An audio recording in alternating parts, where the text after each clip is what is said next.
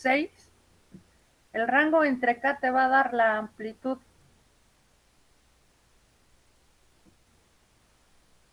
Probablemente ahí estás cometiendo el error. ¿Quieres compartirnos tu pantalla?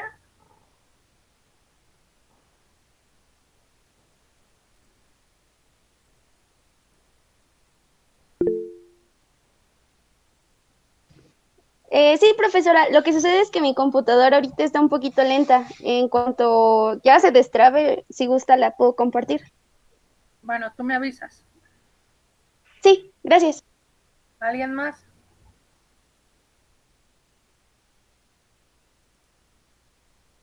La única forma de aprender en esta materia es haciendo las tareas. Y en este caso, si, como el caso de su Yo, compañera profesora, Irelis, sí, dime Edwin. a ver, permítame tantito. Sí, yo no le entendí, maestra, de cómo sacar las gráficas para la mesocúrtica, leptocúrtica y platicúrtica.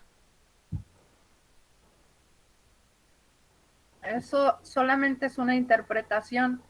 Eso es cuando sacas los polígonos de frecuencia.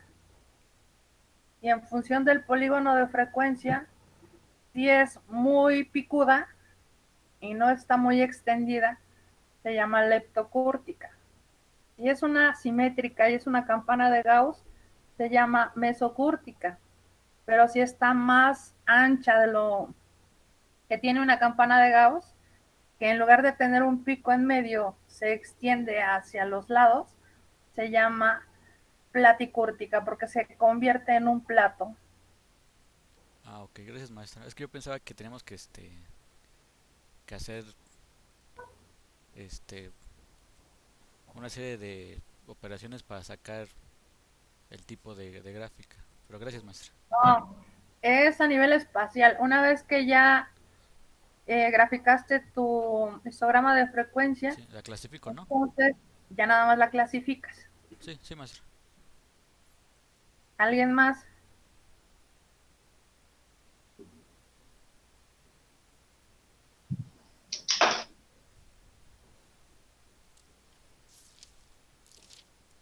Yo, profesora, Dime. en la parte del histograma, ya para Statics, es que cuando yo lo hice ya a mano, pues ya me salieron, creo que 4 intervalos. Y Ajá. cuando ya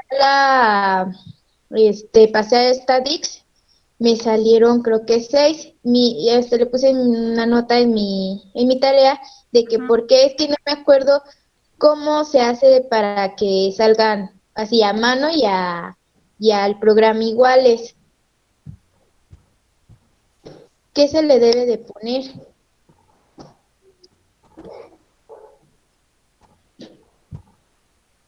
Si te vas a Statistics y construyes el histograma de frecuencias, te sale una base que dice en automático. Sí, Y abajo te dice manual. Ahí donde te dice manual, tú tienes que ponerle de cuánto es tu amplitud amplitud. y dónde inicia. Ok. Ujú. Porque te dice start y start significa inicio. ¿De dónde? ¿Cuál es tu valor mínimo? Ahí tienes que El ponerle de, tu valor mínimo. ah, ok. Valor bien, ok. Ujú. Si quieres, compárteme tu pantalla. Sí, ahorita es que estoy prendiendo mi compu, estoy en el celular. Entonces Ah, ahorita estoy ok. prendiendo mi computadora. Y ahorita se la comparto.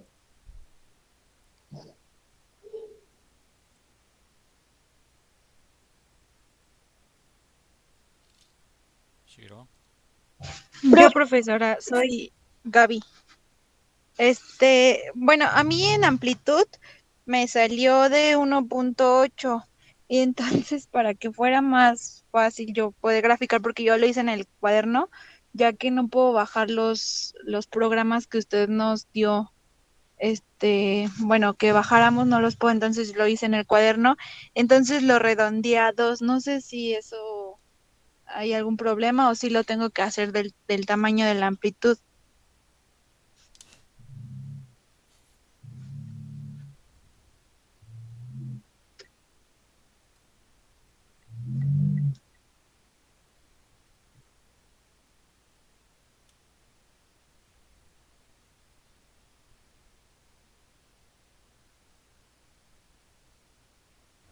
Si tú lo cierras a 2, entonces trabajas con enteros. Y entonces, si empezaste en 25, Ajá. sumas 2, son 27. De 27 a 29, de 29 a 31, de 31 a 33 y te queda el 34 volando, Ajá. porque no se ajusta. Mm, Entonces, el 34 tendría un tamaño diferente al resto de las columnas. ok. Bueno, para entonces modificarlo. Ujú. Ok, gracias. ¿Alguien más?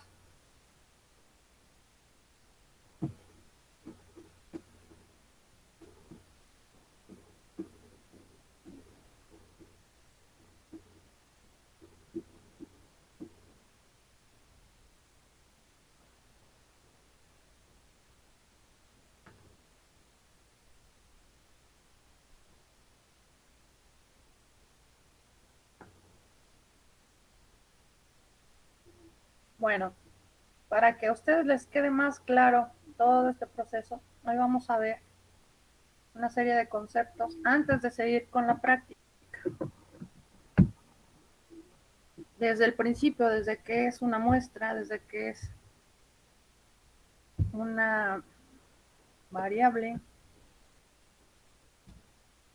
Así ustedes podrán correlacionar todos los conceptos que ya llevan para poder asociarlos de manera adecuada.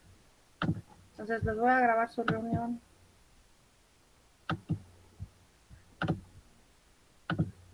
Y me voy a ir a compartir pantalla.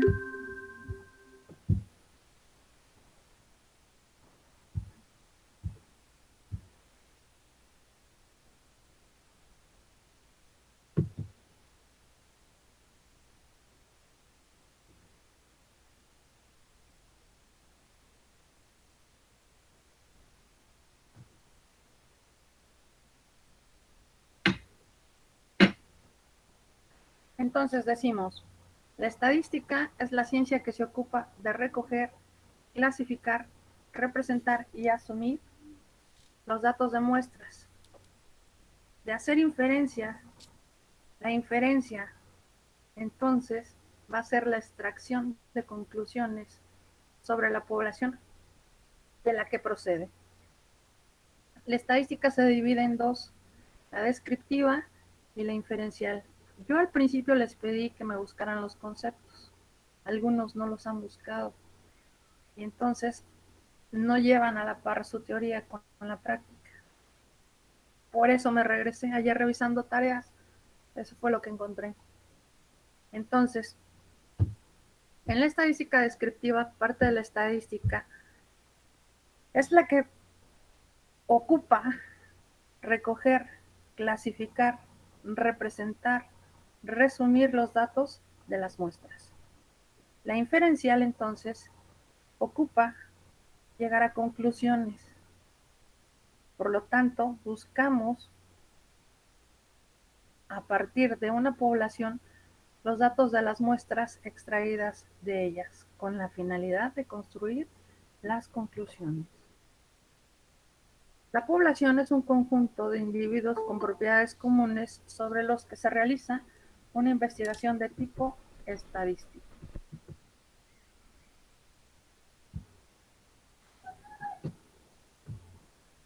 La muestra es un subconjunto de la población. El tamaño muestral es un número de individuos que forman una muestra. Por lo tanto, el muestreo será el proceso de obtención de muestras representativas en una población. Una variable es la propiedad o cualidad que depende para manifestarse bajo dos o más formas distintas en un individuo de una población.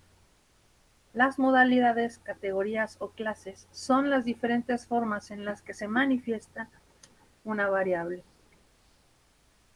Una variable, por lo tanto, nos va a dar rasgos o características de un elemento dentro de una población donde puede variar de un individuo a otro. Ejemplos: salario, color de ojos, sexo, número de hijos. Las variables corresponden a 4 niveles de medición. Básicamente son nominales, ordinales, de intervalo y de razón.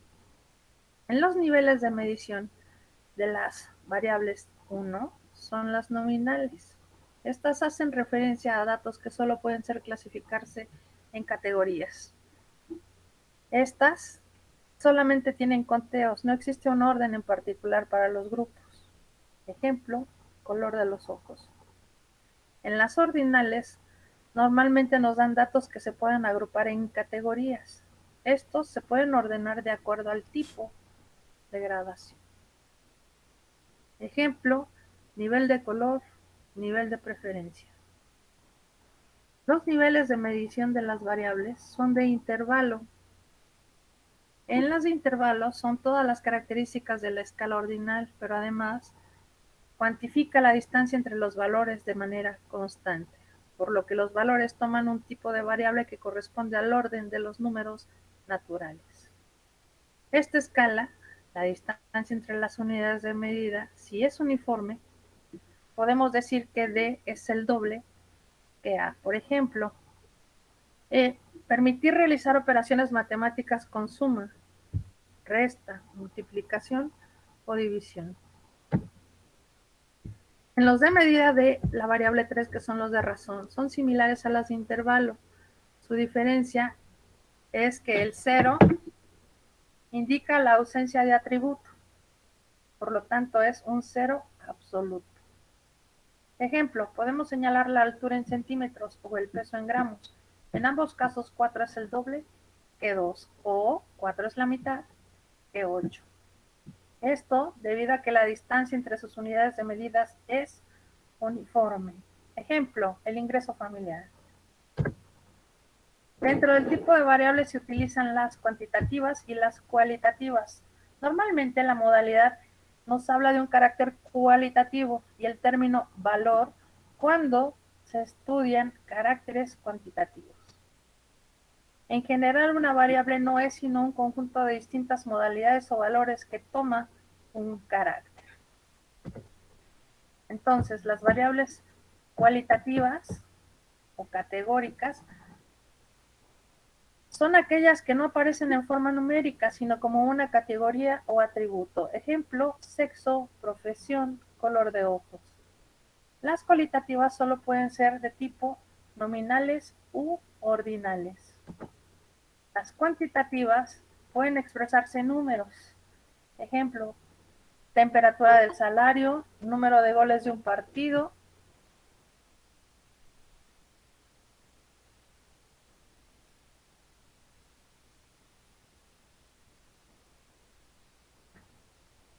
Esto se puede cuantificar como un resultado de los experimentos por medio de un instrumento que adopta unidades de medida para valorar los diferentes resultados. Por lo tanto, las variables cuantitativas, de acuerdo al tipo de valor, pueden tomar otra clasificación. Entonces, se pueden dividir en discretas o continuas.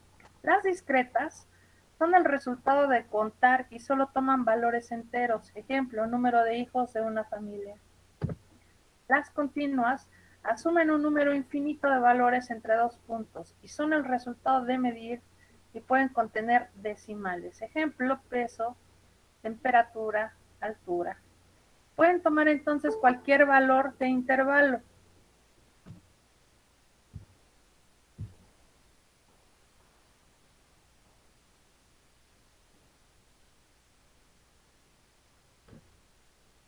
Existen tipos de variables.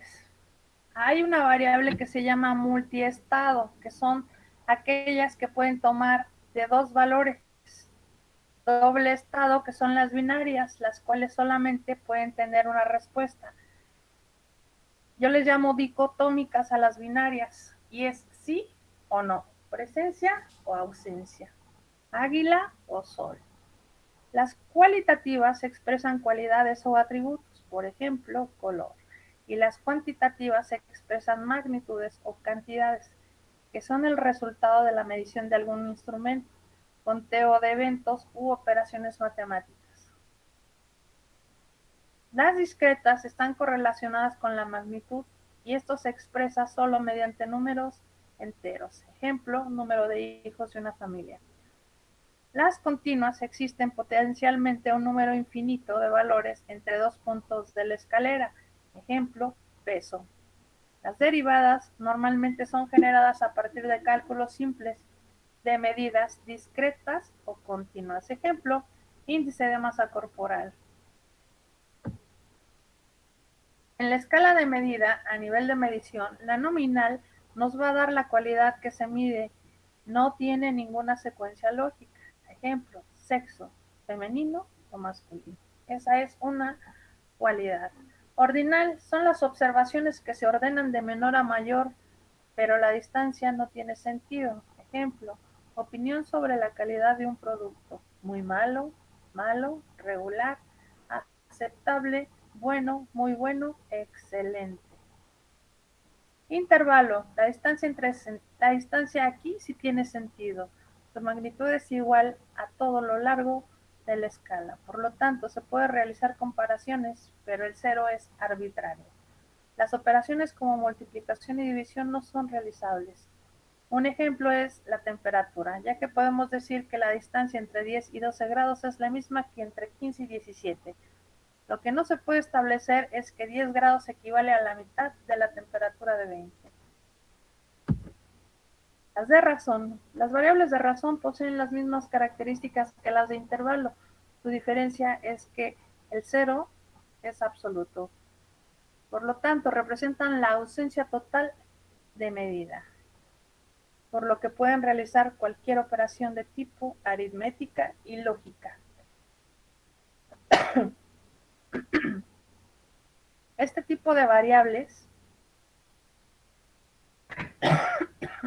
permiten el nivel más alto de medición.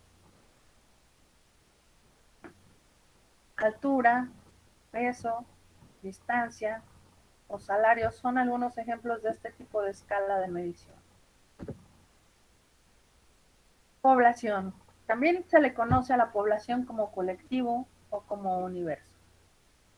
Por lo tanto, una población es un grupo de personas o objetos con ciertos atributos comunes. Ejemplo, habitantes de la República Mexicana mayores de edad en el 2018. Este es un padrón electoral. Estudiantes de la Universidad Autónoma de la Ciudad de México en el año 2017. Estudiantes de promoción de la salud en el año 2017. Un colectivo finito. El colectivo finito está compuesto por un número finito de elementos, por lo tanto, el número de edificios de una unidad habitacional, los días de la semana, el conjunto de colores primarios, el conjunto de números impares mayores de 2 y menores de 16. Y como un conjunto, por lo tanto, el conjunto de I solamente tiene 7 elementos. Población 2.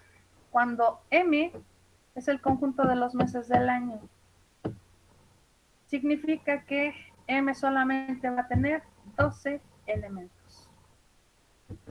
Entonces, ese es un colectivo finito o una población finita. N es un conjunto de los nombres de las estaciones del año. Por lo tanto, N solamente tendrá 4 elementos. Sea B el conjunto de las vocales, por lo tanto, las vocales solo son 5, por lo tanto, el conjunto de elementos de B va a ser igual a 5. Sea P el conjunto de los planetas del sistema solar, por lo tanto, P tiene 8 elementos. Antes tenía 9, pero Plutón fue reclasificado. Por lo tanto, ahora solo tiene 8. Y como su nombre lo indica, Mercurio, Venus, Tierra, Marte, Júpiter, Saturno, Urano, Neptuno.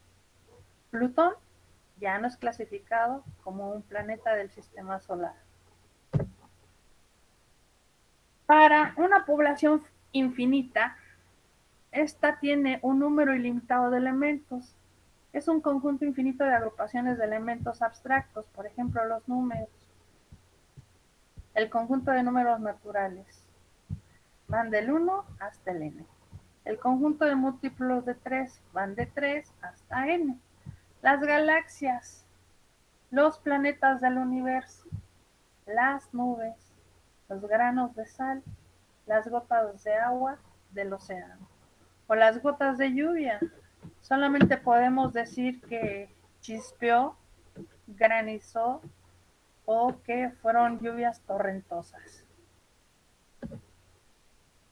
Una población real va a ser todo grupo de elementos concretos. Ejemplo, los pares de zapatos producidos en el 2017.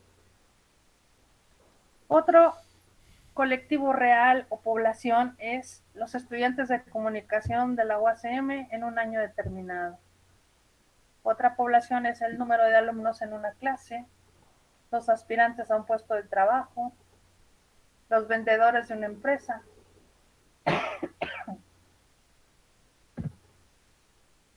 Lo hipotético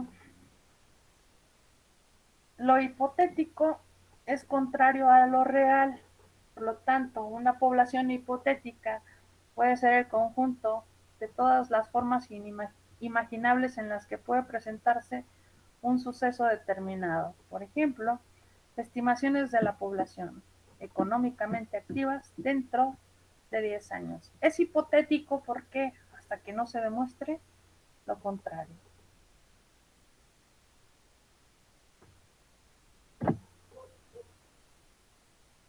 Una muestra.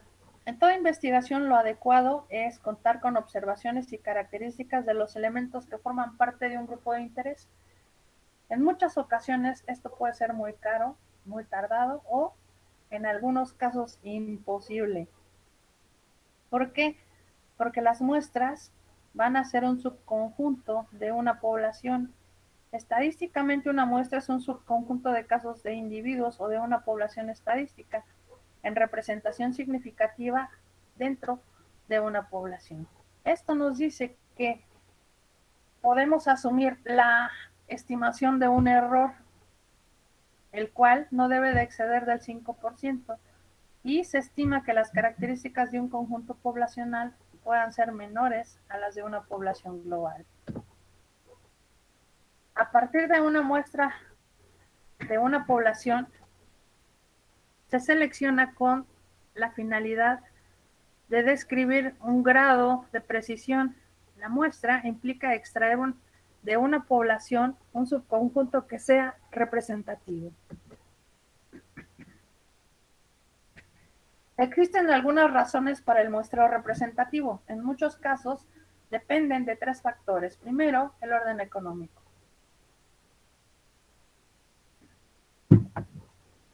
Utilizar personal significa pagarles, por lo tanto a veces el personal se vuelve limitado o los recursos se vuelven escasos. Otra puede ser la falta de personal. Puedes tener los recursos, pero si no tienes el personal calificado, se vuelve un problema. Y la tercera es la falta de tiempo. A veces los sujetos pueden ir a hacerse los estudios cuando son fines de semana. Teóricamente son días no laborables, pero a veces se tiene que ir a trabajar esos días precisamente para poder generar una muestra que sea representativa. Entonces, si estas 3 razones existen, a veces no es posible realizar investigaciones completas, por lo tanto, se requiere utilizar métodos de muestreo que sean representativos para que se lleve a cabo una estadística de forma adecuada dentro de la población monitoreada. Por lo tanto, esta fracción de las unidades de los conjuntos nos va a dar la parte representativa de la población en sus características que sobresalen, incluyendo las medidas de variabilidad. ¿Esto qué significa? El grado de dispersión que se puede cometer un error dentro de esta población. El error del muestreo siempre existirá de acuerdo a los resultados que se obtengan en la muestra en función de la población. A esto se le llama resultados donde se genera el error de muestra. A mayor sea la población, la muestra dentro de la población es menor en promedio el error del muestreo y por lo tanto mayor el grado de confiabilidad de los resultados. Por lo tanto, muestras pequeñas van a tener un mayor error. Muestras grandes, el error conforme aumente el tamaño se va a ir disminuyendo. Tipo de muestras. Por lo regular son 4 tipos de muestras con los que se trabaja, que son muestras aleatorias simples, muestras estratificadas, muestras proporcionales y muestras no proporcionales. En las muestras aleatorias, cada una de las unidades poblacionales tienen la misma o igual probabilidad de ser incluidas en ella. A esto se les conoce como una fracción de muestreo donde se relaciona el tamaño de la muestra y el tamaño de la población. El proceso de muestreo aleatorio consta de 4 pasos. Número 1, definir la población donde se desea seleccionar la muestra. 2, listar a los miembros de la población. 3, asignar números a cada miembro de la población. 4, aplicar un criterio de selección de muestra deseado. Una muestra aleatoria entonces puede generar más bien en base a la estrategia una tabla de números aleatorios como el caso de la base que han estado construyendo en Excel, o podemos irnos a los libros de estadística y al final vienen unas tablas que son tablas de números aleatorios. Entonces, la ventaja de trabajar con muestras de tipo aleatorio es que cada elemento dentro de esa muestra tiene exactamente la misma probabilidad de ser seleccionado. En la muestra aleatoria simple tenemos una fracción de la muestra, tenemos un tamaño de la muestra, tenemos el tamaño de la población y decimos que la fracción va a ser igual al tamaño de la muestra entre el tamaño de la población. Por lo tanto, esta fracción nos indica el porcentaje real que podríamos estar sacando de la población. En el proceso aleatorio simple, básicamente tenemos los 4 pasos. Definir la población, listar los miembros de la población, asignar los números a la población y aplicar la selección del criterio para poder seleccionar la muestra. En la muestra aleatoria simples, ejemplo, se tiene una población de 1000 sujetos trabajando en una fábrica y se quiere obtener una muestra de 200. Caso hipotético. Se procede a numerar a todas las personas deduciendo de la tabla de números aleatorios y se seleccionan los números. Primero fue seleccionado el 0243. ¿En qué sentido? En el sentido de que tenemos 1000 personas. Entonces, el primer número seleccionado, a los 1000 sujetos se les va a dar un número de forma aleatoria y más bien se les da un número y la selección de los 200 sujetos va a ser de manera aleatoria. Entonces, se les puso el primer número, .0243, y fue el primer número que salió. Así sucesivamente se les fue asignando el número correspondiente y posteriormente se contemplaron hasta los 200 elementos. Entonces, a partir de 1000 números se extrajo una muestra de 200 elementos que conformarían la muestra. Una vez así, tenemos otro ejemplo. Grupo de 50 nombres que constituyen una población donde se obtendrá una muestra. Cada uno de estos números y están listos para ser seleccionados. Si se dan cuenta, Juana tiene el número 1, el 2 lo tiene Braulio y así sucesivamente hasta Juan D, que es el número 50. Entonces, de antemano, Si se dan cuenta, teníamos una lista nominal y esta se convirtió en un número. Entonces, de acuerdo a esta tabla de números aleatorios, se va seleccionando la muestra parcial para generar la explicación. Por lo tanto, se tiene presente que la tabla de nombres y números aleatorios procede a seleccionar 10 nombres utilizando la tabla de números aleatorios. Por lo tanto, los siguientes pasos nos muestran el proceso. Primero, se elige un punto de partida en algún lugar de la tabla. Si hipotéticamente se inicia en la selección del número 36.768 y yo solamente tengo 50 números, el 68 estaría fuera de nuestro alcance y por lo tanto no estaría incorporado en nuestra muestra. Esto nos obliga a pasar por alto este tipo de números, que es una forma de ir discriminando los números que no van a pertenecer a la muestra, así como lo estuvimos haciendo en clase. Entonces, la tabla de números aleatorios, tenemos todos estos números y yo les decía que podemos contemplar los dos dígitos en el caso de que sea una muestra de 50, entonces los dos dígitos finales o los dos dígitos iniciales.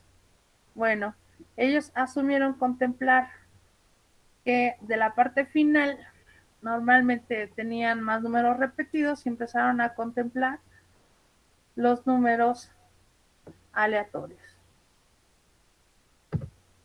Entonces, los números y los nombres seleccionados, lo único que pueden garantizar es la probabilidad de ser seleccionados.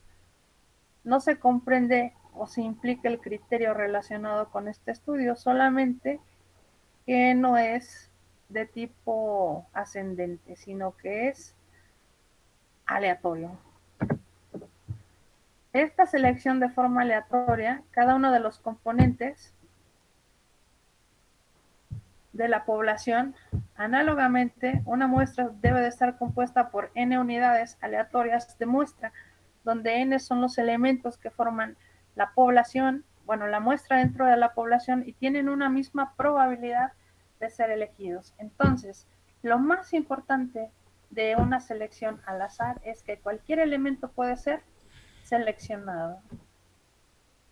Para ello se forma la muestra. Si ustedes tienen una población de tamaño n, entonces tienen todos los elementos dentro de esa población numerados a partir del 1. Por ello se necesita formar una muestra de forma aleatoria de 100 elementos. La selección puede llevarse a cabo de forma de lotería o por medio de una tabla de números aleatorios. La de forma de lotería consiste en extraer 100 fichas de un recipiente en el que se han colocado. Entonces, n fichas prácticamente iguales numeradas del 1 al n han tenido un efecto o han tenido el mismo efecto en estar revueltas. Por lo tanto, los elementos de la población corresponden a números iguales a los que las fichas extraídas en el recipiente para poderse formar la muestra. Entonces, las observaciones a la lotería, por lo regular, este método, cuando es pequeño, el número de unidades que forman la población puede ser muy grande y entonces esto va a dificultar la cantidad de papelitos que puedan incorporar en una tómbola para que puedan tener el mismo número de probabilidad de ser seleccionados. Es ahí donde la revoltura de cantidades exuberantes puede ser alterada y entonces el proceso ya no se vuelve aleatorio. Sin embargo, si seleccionamos por números aleatorios, se seleccionan 100 unidades formando la muestra, utilizando la tabla de números aleatorios y entonces se forma el colectivo para los 100 elementos que sean iguales a los primeros 100 números, comprendiendo del 1 hasta el n, donde se encuentra recorrido de horizontal a vertical o diagonalmente en las tablas de números aleatorios de Tippett. Entonces tenemos muestras, y la tabla de números aleatorios. Si se dan cuenta, en esta tabla de números aleatorios ustedes pueden moverla de forma horizontal, de forma vertical y de forma diagonal. Entonces ustedes decidirán la manera en la cual pueden utilizar esta tabla de números aleatorios para seleccionar su muestra. Entonces, para la tabla, si yo tengo 41.600 números o dígitos en esta tabla, normalmente esto se expresa de acuerdo a un sistema de numeración. Puede haber n combinaciones que representen una cantidad. Por ejemplo, el número 12 puede formar, bueno, está formado por dos unidades, que es 1 y 2, y por lo tanto estas dos pueden formar cerca de 20.800 combinaciones de dos cifras. Si yo tuviera números de 3 cifras, entonces 13 puede formar cerca de 866 combinaciones. Si tuviera de 4, entonces tengo aproximadamente 10.400 números obtenidos por 4 cifras. Entonces Pues el que dije decimos hace que rato, dependiendo que tengas. el tamaño de la muestra, si es de un dígito, de 2 dígitos, de 3 dígitos o de 4 dígitos, si yo utilizo una tabla de números aleatorios, puedo tener n combinaciones para obtenerme el tamaño de mi muestra.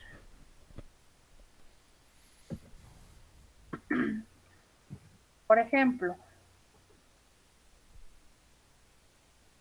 si yo deseo formar una muestra de 5 elementos de un colectivo que consta de 50 elementos y procedo a una tabla de números aleatorios, entonces mi rango va de 1 a 50. Entonces, los elementos de la población que van a formar la muestra van a ser seleccionados. Entonces, con el número total de 50, tiene 2 cifras, por lo tanto se recorre ya sea de forma horizontal, ya sea de forma vertical o ya sea de forma diagonal. Entonces, los 5 primeros valores de esta población van a corresponder a los 5 primeros tomados de la tabla. Ahora, al recorrer horizontalmente la primera línea, se forma el siguiente número, 12, que debe formar parte de la muestra por ser menor a 50, me sigue 54, que se descarta por ser mayor a 50, el 28 se incluye, después sale el 58 y el 73, ambos se descartan por ser mayores a 50, pero sigue 40, 24 y 36 que se incluyen en la muestra de los 5 elementos que se obtuvieron a partir de un tamaño de 50. Entonces, mi muestra resultante de eso son 12, 24, 28, 40, 24 y 36. Algunos aspectos de muestras de forma aleatoria nos dice que cada elemento puede o no devolverse a este antes de tomar el siguiente elemento. Por lo tanto, si se devuelve, nos dice que si se procede en la misma forma, el muestreo se llama con reemplazo. Y cuando el elemento no se devuelve, se llama sin reemplazo. Si cada unidad del universo tiene una misma probabilidad de ser seleccionada de la muestra, en las diferentes selecciones el muestreo se llama irrestricto aleatorio. Por lo tanto, el marco conceptual para una muestra nos dice que la aplicación del muestreo probabilístico de forma aleatoria supone que la población está compuesta por un conjunto de unidades definidas llamadas unidades de muestreo. A estas unidades de muestreo se les conoce como marco y sirven de base para la selección de una muestra. La tabulación de los datos para variables cualitativas nos dice que la forma de recoger de forma ordenada los datos puede ser de manera aleatoria. ¿Qué significa esto? Yo tengo en esta tabla diferentes idiomas y entonces yo puedo preguntarle a una muestra de tamaño n, en este caso son 8 por 5, 5 por 8, 40, ¿no? Sí. Entonces tengo un tamaño de muestra de 40 elementos en los cuales se les pregunta a los sujetos cuál es su idioma. Y entonces esta tabla de idioma se va a transformar en números. Y entonces voy a empezar a sacar mis probabilidades. Y entonces, para la tabulación de los datos, decimos que una tabulación de datos es un proceso de agrupación de la información en el cual nos va a dar la frecuencia absoluta, que no es más que la clase del número de observaciones contenidas en ella, para que nos pueda proporcionar la frecuencia relativa, que es la clase yésima, siendo n el número total de observaciones. Entonces, la frecuencia relativa va a ser igual a HI y esto nos da FI sobre N. ¿Qué significa el tamaño o el número de veces que se repite un evento entre el total de los eventos? El porcentaje de la clase nos va a dar la yésima parte del porcentaje. Y esto es que nos da la frecuencia relativa y esta se multiplica por 100. Para ello se verifican las propiedades de N, de 1 y de 100, que nos dice que la frecuencia absoluta es el número de veces que se repite un evento. Para la frecuencia relativa, el valor máximo alcanzado va a ser igual a la unidad. Y para el porcentaje, lo máximo que podemos alcanzar es el 100%, siendo K el número de clases. Para ello, tenemos a la distribución de la frecuencia, donde se tienen las diferentes clases y frecuencia correspondiente para cada una. Tenemos esta tabla y decimos que la distribución de frecuencia de los datos de los idiomas es para alemán es 5, para español es 9, para francés 11, para inglés 13 y para ruso 2. Decimos entonces que la frecuencia relativa para 5 va a ser igual a 0.125. ¿Cómo se obtuvo ese dato? Entonces, para la frecuencia relativa de alemán es igual a 5 entre 40 y eso nos va a proporcionar el 0.125, ya que 5 es el valor del número de veces que se repite y 40 es el total de los valores finales. Entonces, para 9 será de 0.225, para 11 de 0.27, para 13 de 0.32 y para 2 de 0.05. Si hacemos la sumatoria, esto nos va a dar el valor de la unidad. Y en porcentaje, 0.125 es igual al 12.5, 22.5, 27.5, 32.5 y 5%. En sumatoria, esto es igual al 100%. Para las variables discretas, entonces decimos, en una investigación sobre lesiones por deporte escolar se seleccionaron y estudiaron 25 colegios de una misma ciudad, obteniendo los datos sobre el número de lesiones graves causadas a atletas masculinos mientras participaban en baloncesto. Entonces, tenemos la siguiente tabla, que va de 5 por 5, total del tamaño 25. Se utilizan los mismos criterios para el caso cualitativo y sirven para el caso cuantitativo, discreto a la hora de presentar la tabulación de los datos. Además, se puede calcular la frecuencia absoluta acumulada, que es igual al número de individuos que caen dentro de la dicha clase y cualquier clase anterior, una vez que se ordenan las clases de menor a mayor, así como la frecuencia relativa acumulada. En la distribución de la frecuencia, los datos cuantitativos discretos del ejemplo anterior son para los valores de las variables 1, 2, 3, 4, 5, 6 y 7. La frecuencia absoluta va de 1, 3, 5, 7, 5, 3, 1. La frecuencia relativa va de 0.04 hasta 0.04, ya que su máximo está en 0.28 en el valor de 4. La frecuencia absoluta acumulada tenemos 1, 4, que no es más que la sumatoria de la frecuencia En el primero tenemos 1, en el segundo tenemos 4, que es 1 más 3, 4 después es 4 más 5, 9, 9 más 7, 16, 16 más 5, 21, 21 más 3, 24 y 24 más 1, 25.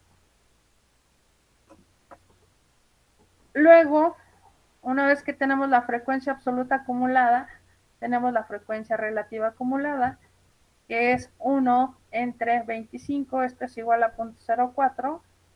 Después 0.04 más 0.12 me da 0.16, 0.16, 0.12 más 20 me da 0.36, 0.20 más 28 me da 0.36, 0.64, 0.20 me da 0.84, más 0.12 me da 0.96 y finalmente me da 1. Entonces, en las variables continuas, los datos procedentes de una variable se pueden tabular de la misma manera que los datos de una variable discreta. La diferencia es que en estos casos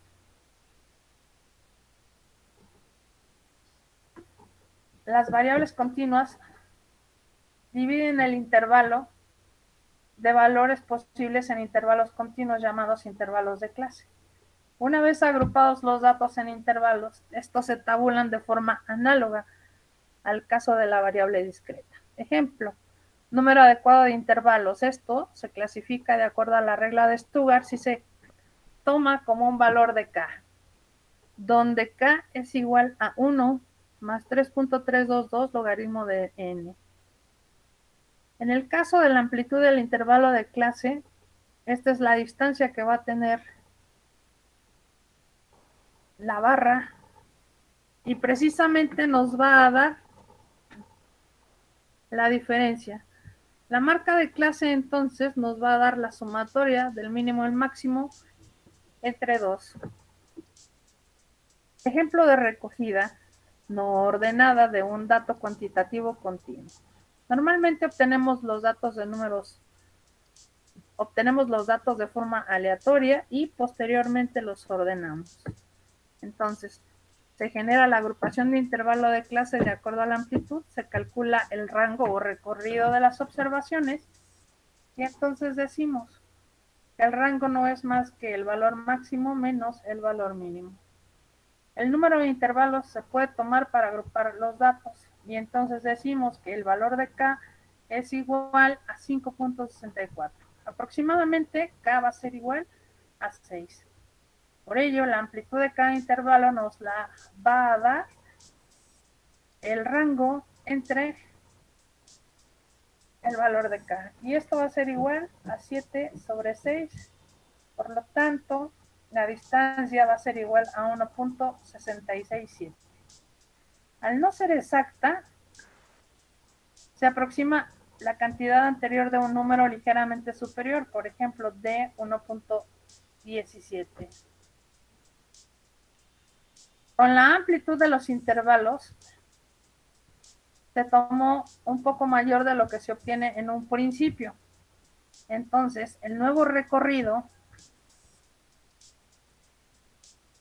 es el número de intervalos que multiplica a la amplitud y esto es igual a 7.02. Como el recorrido original es 7, entonces sobra 0.02. Esto se parte para soportar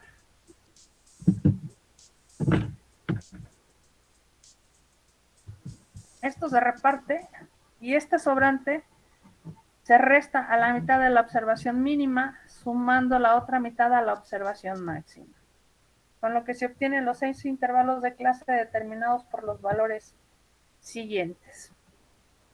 Y entonces decimos de 1.1 hasta 6.94. Por lo tanto, estos serían sus intervalos. Los intervalos entonces se agrupan en los intervalos anteriores y se obtiene su distribución de frecuencia en la siguiente tabla.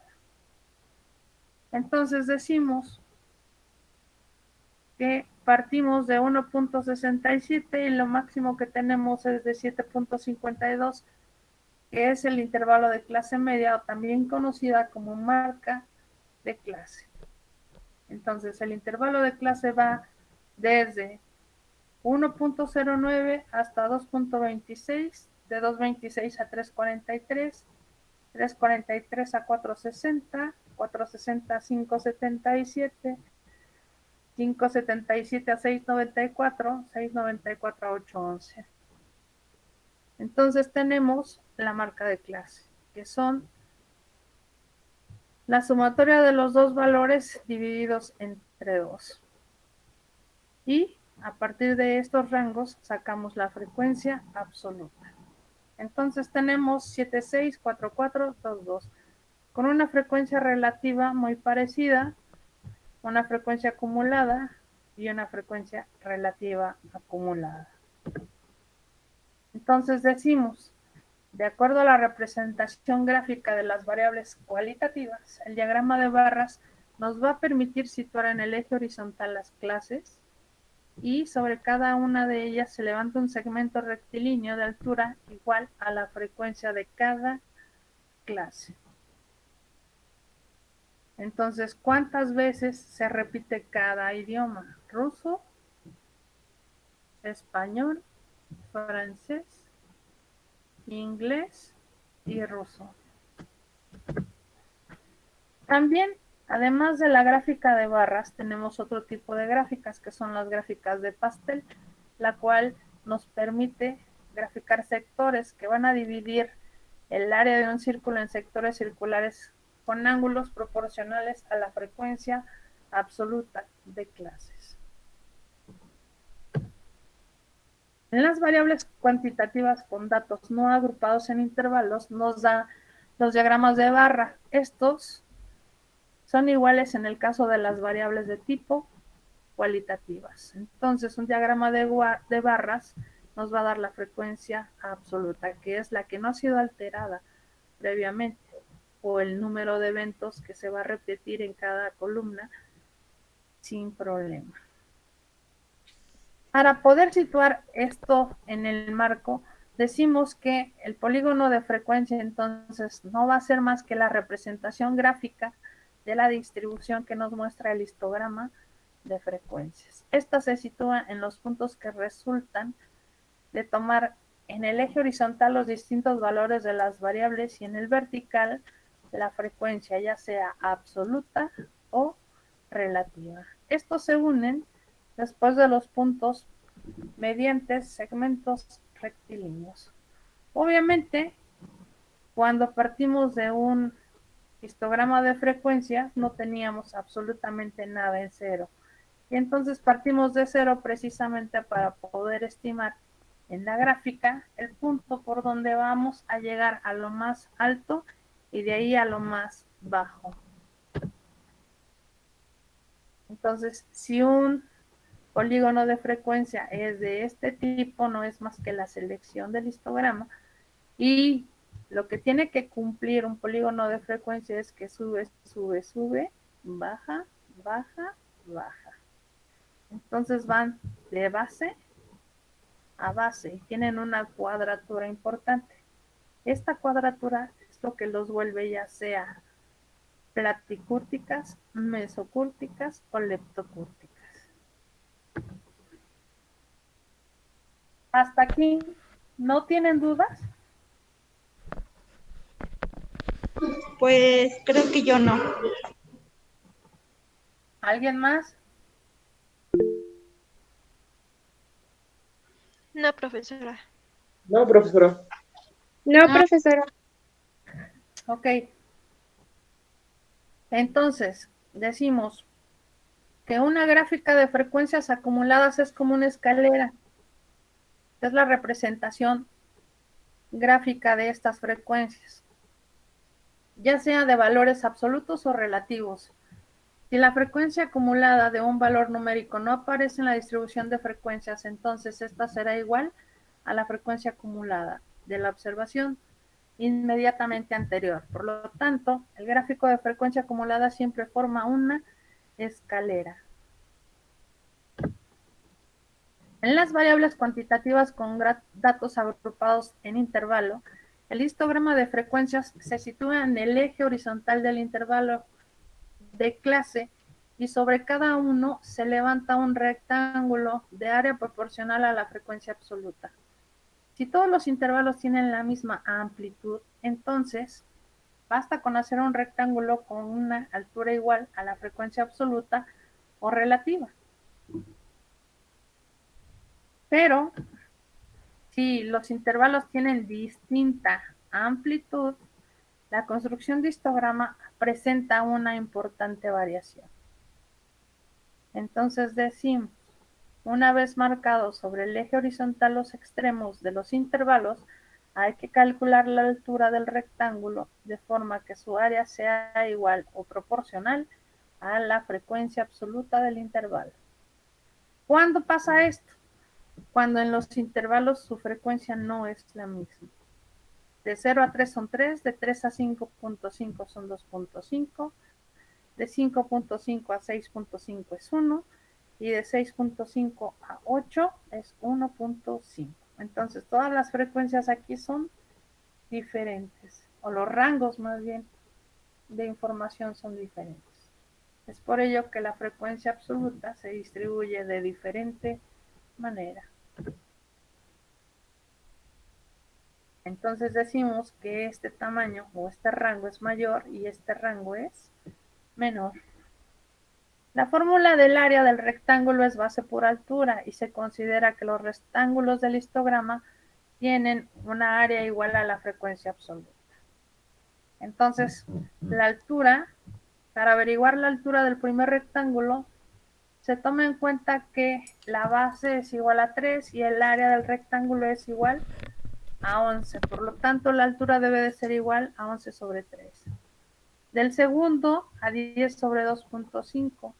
Del tercero 2 sobre 1, cuarto 1 sobre 1.5 y quinto 1 sobre 2.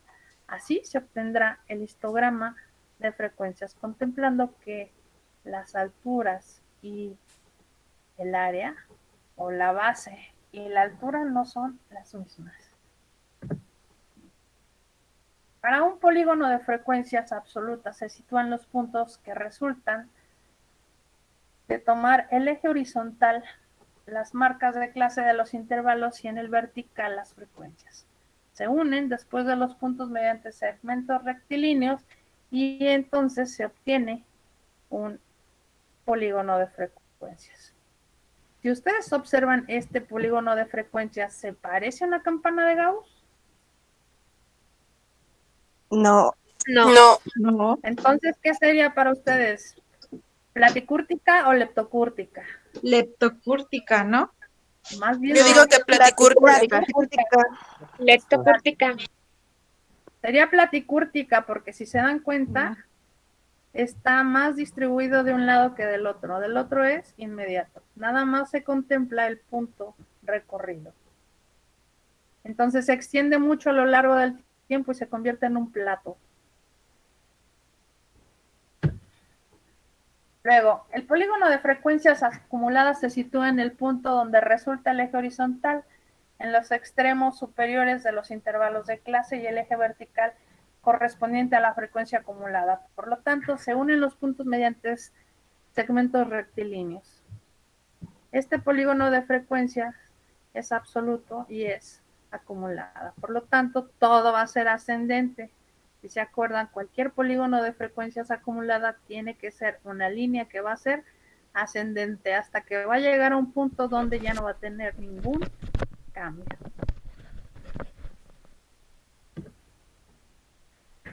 Entonces, hay otro modelo importante para poder estimar la frecuencia en un modelo. Se llaman distribución Taylor-Yoha, que no es más que una técnica de observación de cómo se distribuye un histograma de frecuencias a lo largo del tallo y de la hoja. Esto básicamente se visualiza de acuerdo a la distribución que se mantiene de forma individual en los datos puntuales. Este diagrama normalmente genera hileras horizontales de números donde designa esto como tallo y el resto los coloca en hileras que se llaman hojas. Entonces, para poder diseñar el diagrama se requiere elegir algunos números que puedan servir de tallo para facilitar la determinación de la forma, que son mínimo 5 tallos, y los tallos elegidos son el primero o los 2 primeros dígitos de los números del conjunto de datos. Después se nombran las hileras por el tallo elegido y se produce gráficamente los datos de registro digital, siendo el tallo como una hoja de tallo adecuado. Si gira la gráfica hacia un lado para ver cómo se distribuyen los números, se intenta responder las preguntas.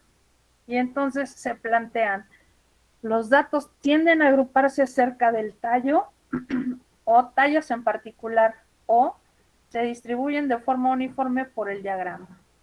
Pregunta B, ¿los datos tienden a juntarse hacia un extremo u otro del diagrama? Pregunta C, si se traza una curva a lo largo de la parte superior del diagrama, ¿se formará más o menos una campana?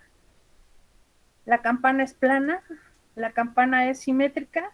¿O la campana está más cargada del lado izquierdo? ¿O la campana está más cargada del lado derecho?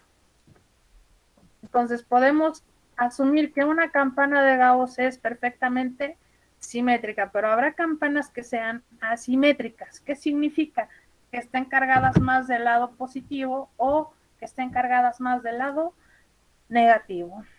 Ejemplo, si ustedes tienen los siguientes datos que representan una observación sobre